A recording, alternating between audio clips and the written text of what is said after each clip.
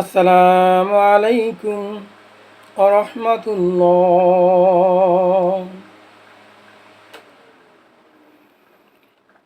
আলহামদুলিল্লাহ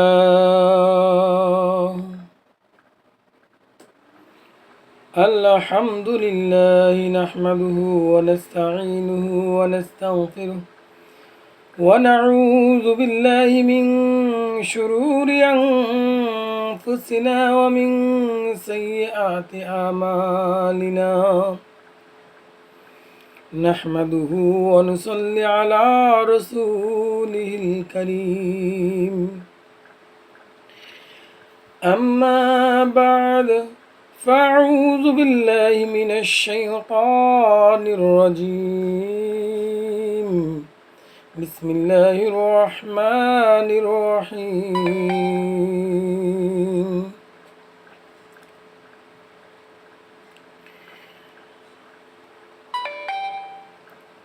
ومن الناس من يستشرك نفسه ابتغاء مرضات الله الله رعوف بالعباد. মহান আল্লাহ তাআলার দরবারে অজস্র অগণিত শুকরিয়া যে মহান রব্বুল আলামিন দয়া করে মায়া করে অত্যন্ত ভালোবেসে রহমত দিয়ে বরকত দিয়ে এই পৃথিবীর বুকে সর্বশ্রেষ্ঠ জায়গা সর্বশ্রেষ্ঠ নেয়ামত আল্লাহ রব্বুল আলামিন আমাদেরকে দান করেছেন। সেজন্য মহান আল্লাহ তাআলার দরবারে অন্তরের অন্তরস্থল থেকে শুকরিয়া আদায় করি। সবাই বলি আলহামদুলিল্লাহ।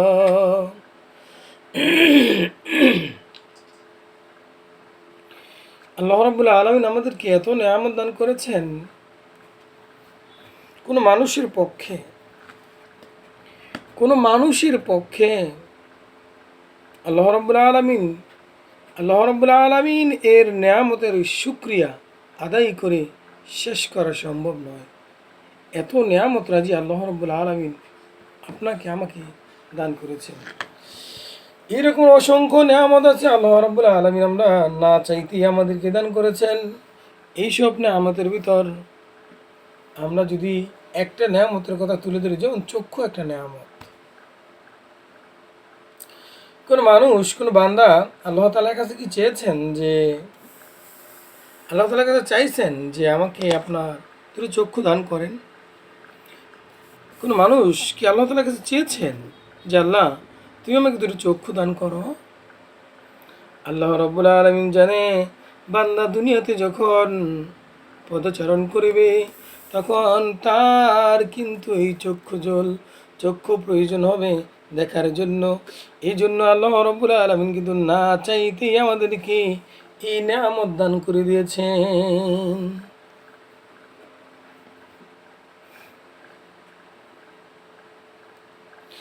যাই হোক, আলোচনা আমার ওই দিকে নয়, মূল আলোচনা যদি করতে যাই তারপর অনেকক্ষণ চলে যাবে। সেজন্য দীর্ঘায়িত আলোচনা আপনারা অনেকেই এত সময় পান না, দেখতেও চান না, তাই সংক্ষেপভাবে আজকে আলোচনা হলো, মূল বিষয় হলো ত্যাগ ও কুরবানি বিষয় নিয়ে, যে বিনা স্বার্থে আল্লাহ রাব্বুল আলামিনের দরবারে কুরবানি করা, বিনা স্বার্থে ত্যাগ করা। এই প্রসঙ্গে আল্লাহ রাব্বুল আলামিন সূরাতুল বাকারার 207 নম্বর আয়াতে আল্লাহ রাব্বুল আলামিন বলে দিয়েছেন, ওয়া মিনান নাসি মান ইয়াশরিকু নাফসাহু আবতিগা মারদাতিল্লাহ আল্লাহু রাউফুন বিল ইবাদ। আল্লাহ রাব্বুল আলামিন সূরাতুল বাকারার ভিতর বলে দিয়েছেন, ও মানুষের দল, মানুষের মধ্যে কেউ কি এমন আছে যে আল্লাহর সন্তুষ্টির জন্য নিজের জীবন পর্যন্ত দিয়ে দেয়? কার সন্তুষ্টির জন্য? আল্লাহ তাআলার সন্তুষ্টির জন্য, যে আমি রবের সন্তুষ্টির জন্য তো জীবন পর্যন্ত দিয়ে দেয় এমন মানুষ, এমন ঈমান ও আনা বান্দা, এমন মুমিন বান্দা আছে কি? তখন আল্লাহ রাব্বুল আলামিন বলে দিলেন, ওয়াল্লাহু রাউফুন বিল ইবাদ, এবং এমন বান্দার উপর আল্লাহ তাআলার বড়ই রহমত, বড়ই মেহেরবান, বড়ই আল্লাহ রাব্বুল আলামিন নেক নজর তার ওই বান্দা এবং বান্দির উপর পড়ে। সুতরাং আল্লাহ রাব্বুল আলামিন যেন আমাদেরকে এই রকমের বান্দা হওয়ার তৌফিক দান করুক, বিনা স্বার্থে আল্লাহ রাব্বুল আলামিনের উপর, আল্লাহ রাব্বুল আলামিন যেভাবে সন্তুষ্ট থাকবেন তার উপর জিহাদ করার, তার উপর নিজের জীবনকে বিলীন করে দেওয়ার তৌফিক দান করেন, সেই কামনা করছি।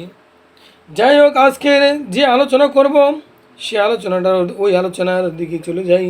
এ প্রসঙ্গে আল্লাহ রাব্বুল আলামিন সূরাতুল বাকারার নয়, সূরাতুল আলে ইমরানেরও 142 নম্বর আয়াতে, শুধু এই সূরার ভিতরে নয়, আর অসংখ্য সূরার ভিতরে আল্লাহ রাব্বুল আলামিন এইভাবে তুলে ধরেছেন যে কুরআনুল কারীমের কোন কোন আয়াতের ভিতরে আল্লাহ রাব্বুল আলামিন ত্যাগ করার ফজিলত কি, ত্যাগ করলে কি মুজিজা দান করবেন,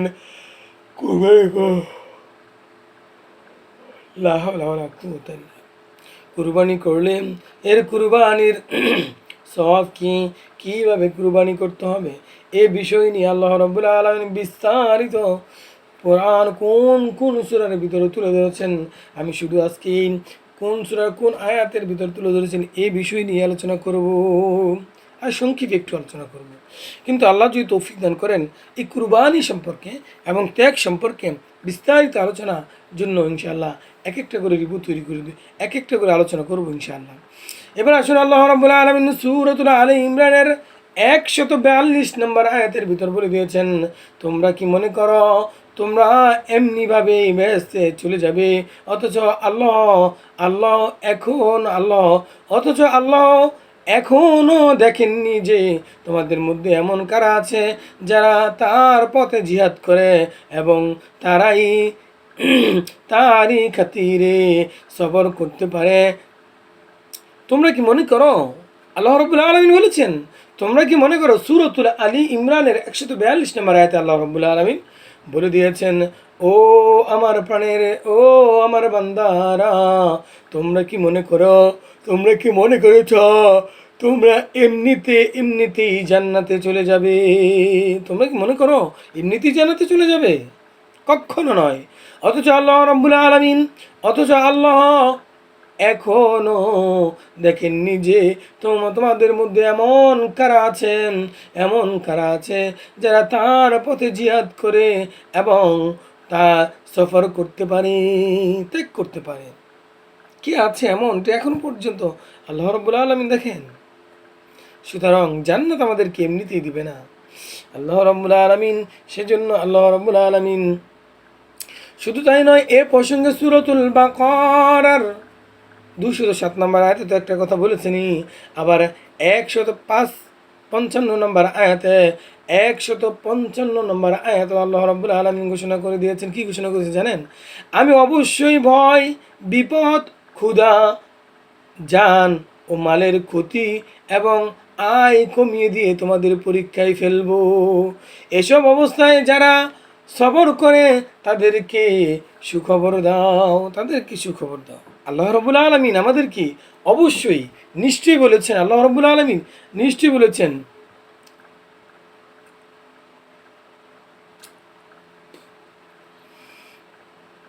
আল্লাহ রাব্বুল আলামিন বলেছেন, নিশ্চয়ই আমি তোমাদেরকে ভয় দিব। কি দিব? ভয় দিব, বিপদ দিব, ক্ষুধা দিব, জান ও মালের ক্ষতিও দিব এবং আয় তোমাদের কমিয়ে দিব, তোমাদেরকে পরীক্ষায় ফেলবো। এসব অবস্থায় যারা সবর করে তাদেরকে সুসংবাদ দাও।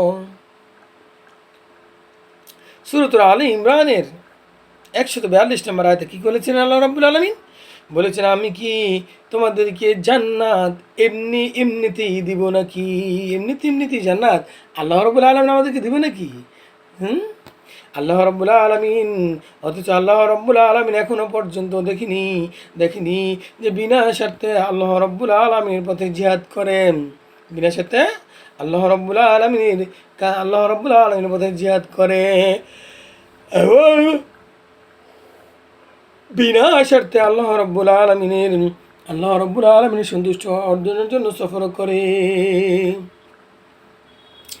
এজন্য আল্লাহ রাব্বুল আলামিন বলেছেন সূরাতুল বাকারার 155 নম্বর আয়াতে ঘোষণা করে দিয়েছেন, আমি তোমাদেরকে বিপদ দিব, ভয় দিব, ক্ষুধা দিব। তারপরে আল্লাহ রাব্বুল আলামিন আমাদের আয়ের পথ কমিয়ে দিব এবং আমাদের জান এবং মাল কমিয়ে দিবে।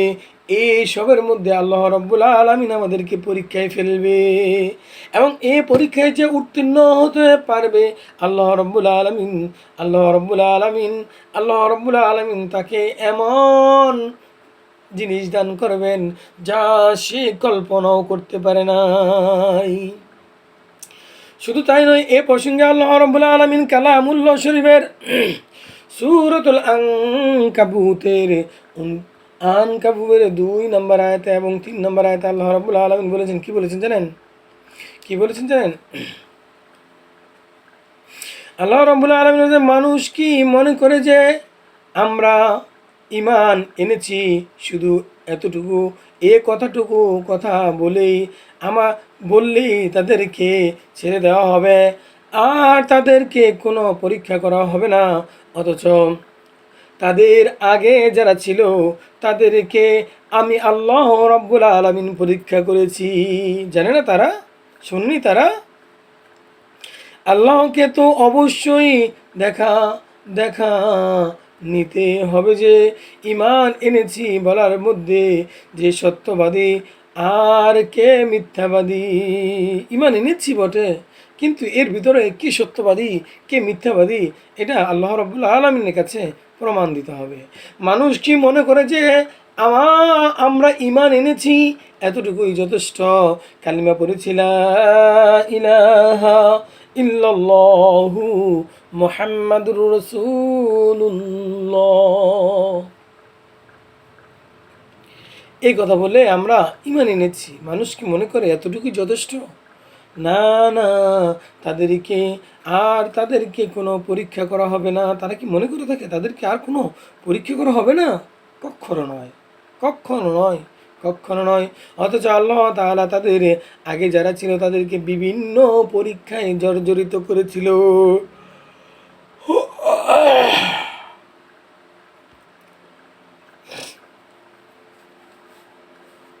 ও আমার প্রাণের ভাইয়েরা, এই প্রসঙ্গে আল্লাহ রাব্বুল আলামিন সূরাতুত তাগাবুনের মধ্যে আল্লাহ রাব্বুল আলামিন বলেছেন, মা আসাবা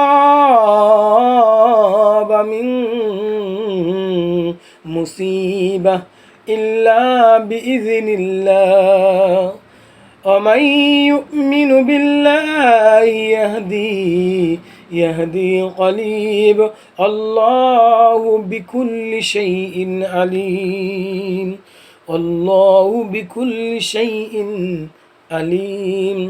আল্লাহ রাব্বুল আলামিন সূরাতুত তাগাবুন এর 11 নম্বর আয়াতে আল্লাহ রাব্বুল আলামিন বলে দিয়েছেন, কোন মুসিবত কখনো আল্লাহর অনুমতি ব্যতীত ছাড়া আসে না।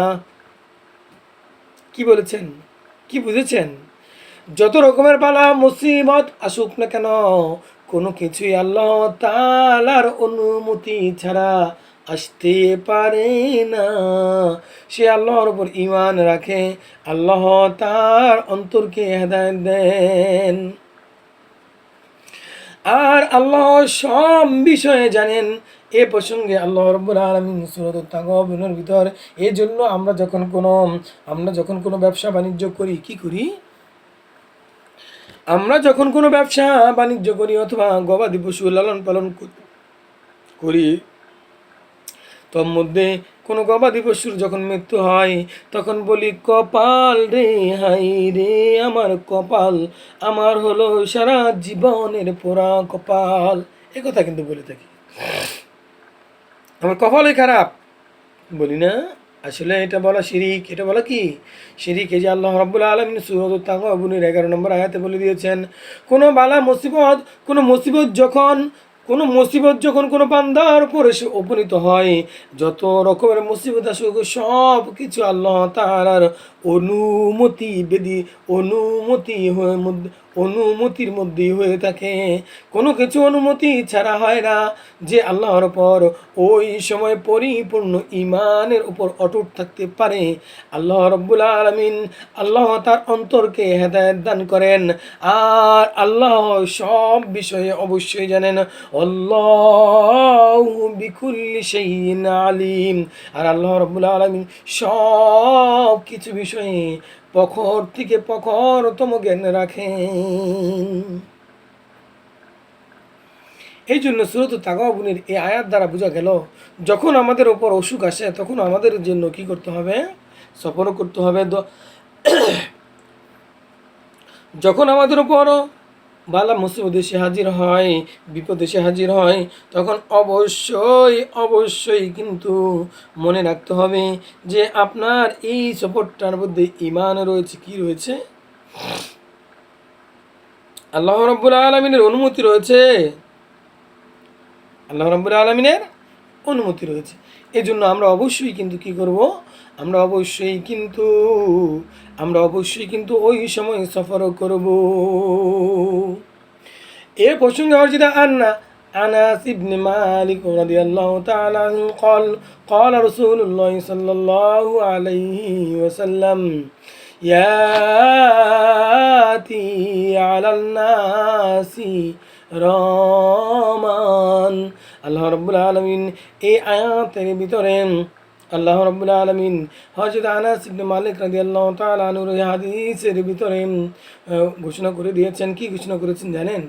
রাসূল সাল্লাল্লাহু আলাইহি সাল্লাম বলেছেন, মানুষের উপর এমন এক যুগ আসবে যখন দিনের উপর প্রতিষ্ঠিত থাকা জ্বলন্ত অঙ্গরের চাইতেও অঙ্গর হতো রাখার মতো কঠিন হবে। তিরমিজি শরীফের হাদিস। কি বলেছেন? হযরত আনাস ইবনে মালিক রাদিয়াল্লাহু তাআলা আনহু বলেছেন, তোমাদের মধ্যে, মানুষের মধ্যে মানে আমাদের মধ্যে, তোমাদের মধ্যে এমন এক যুগ আসবে যখন দিনদারের জন্য দিনের উপর প্রতিষ্ঠিত থাকা জ্বলন্ত জ্বলন্ত জ্বলন্ত কয়লার চাইতেও কঠিন।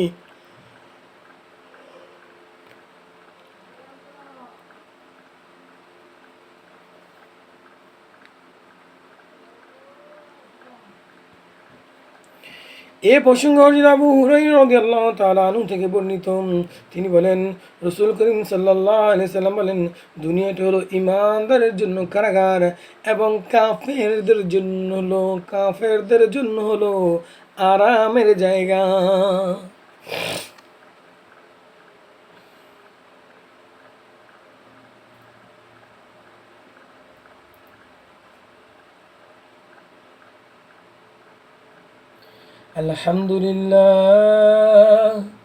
আলহামদুলিল্লাহ শুকরিয়া আদায় করলাম আল্লাহ তাআলা এত এলেম দান করেছেন যে এলেমের জন্য শুকরিয়া আদায় না করলে না হয়। যাই হোক, যে এই যে একটা বলেছেন দুনিয়াতে, আবু হুরায়রা রাদিয়াল্লাহু তাআলা আনহু হতে বর্ণিত, তিনি বলেন, রাসূল করিম সাল্লাল্লাহু আলাইহি সাল্লাম বলেছেন, মানুষের দুনিয়াটা হলো ঈমানওয়ালা বান্দা দিনদারের জন্য হলো কারাগার এবং মুসলমানদের এবং কাফেরদের জন্য হলো বেঈমানদের জন্য হলো আরামের জায়গা, ব্যস্তখানা।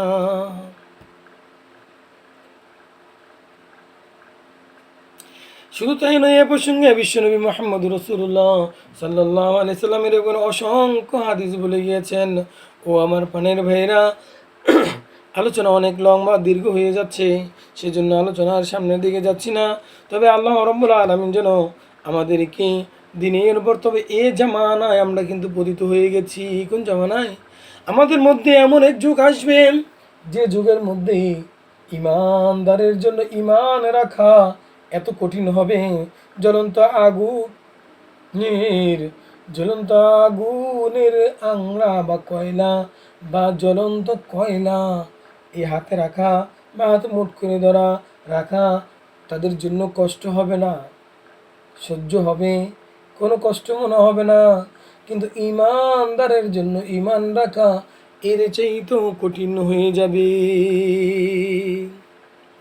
সুতরাং এই জমানায় আমরা পতিত হয়ে গেছি। ও আমার প্রাণের ভাইয়েরা, ও আমার প্রাণের বোনেরা, বর্তমানে হলো ইন্টারনেটের যুগ, মোবাইলের যুগ। আপনারা কিন্তু দেখেন মোবাইলে যতটুকু না উপকার হয় তার চাইতে শত কোটি লক্ষ বিলিয়ন মিলিয়ন ট্রিলিয়ন কিন্তু হয়ে থাকে অপকার। মোবাইলে যারা পরিমাণ যদি উপকার হয়ে থাকে, আর সমুদ্র সমুদ্র সমুদ্র হয়ে যায় অপকার। এই জন্য আল্লাহ রাব্বুল আলামিন যেন আমাদেরকে এই ফিতনা ফাসাদের জামানায় আমরা উপনীত হয়ে গেছি, এই জামানায় যেন আল্লাহ রাব্বুল আলামিন আমাদেরকে ঈমান রাখার তৌফিক দান করেন। আসলে আমাদের বর্তমানে ঈমান হারা হয়ে গেছি আমরা প্রায়। যাই হোক, এই আল্লাহ রাব্বুল আলামিন যেন আমাদেরকে ঈমানের পথে রাখেন, ঈমানদার বান্দা হিসেবে রাখেন। আর ঈমানদার হলে ঈমানদারের যে 5টি হক রয়েছে এটি যেন আদায় করার তৌফিক দান করেন। আর 5টি হক যদি 5টি দায়িত্ব যদি আমরা আদায় করতে পারি তাহলে আমরা হয়ে যাব মুমিন। আর মুমিনদের জন্য 3টা ওয়াদা করেছেন আল্লাহ রাব্বুল আলামিন। এই ওয়াদা 3টা আমি একটা আলোচনায় বলেছি, আপনারা মন চাইলে শুনে নেবেন।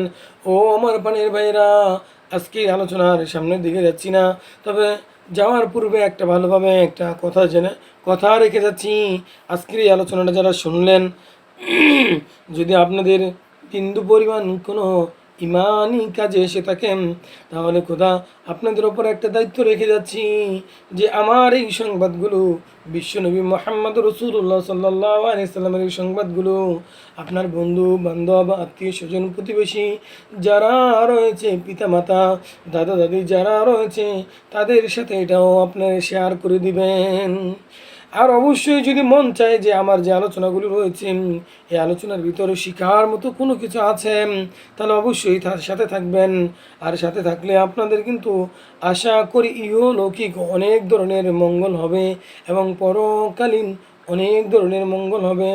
তাই সকলের ইহলৌকিকে সকল ধরনের মঙ্গল কামনা করি এবং পরলৌকিকে সকল ধরনের মঙ্গল কামনা করি আমি আজকের এই আলোচনা থেকে বিদায় নিচ্ছি।